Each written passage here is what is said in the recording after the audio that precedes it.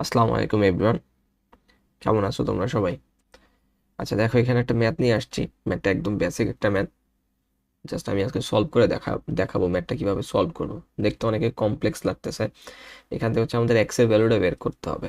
তো একদমই সহজ ম্যাথ আর কি।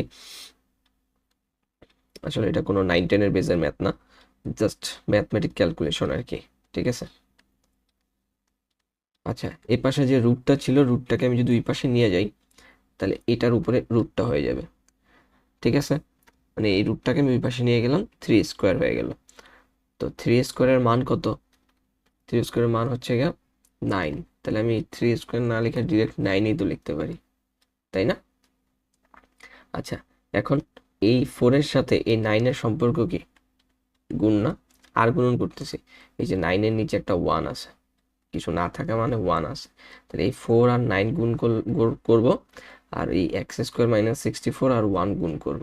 তাহলে হবে হচ্ছে এই যে x² - 64 ইকুয়াল এই 4 9 কি হবে? 36।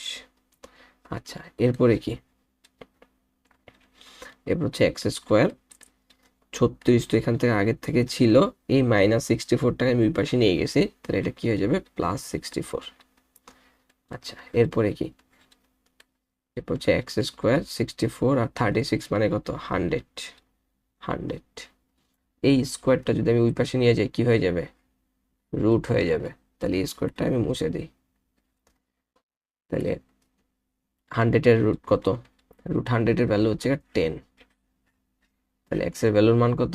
এই যে এক্স এর ভ্যালুর মান কত? এক্স এর ভ্যালুর মান হচ্ছে 10। এটা হচ্ছে আমাদের অ্যান্সার। খুবই বেসিক আর কি, যোগ বিয়োগ গুণ ভাগ রুটের ম্যাথ। আশা করি বুঝাইতে পারছি কিভাবে সলভ করতে হয় আর কি। Thank you.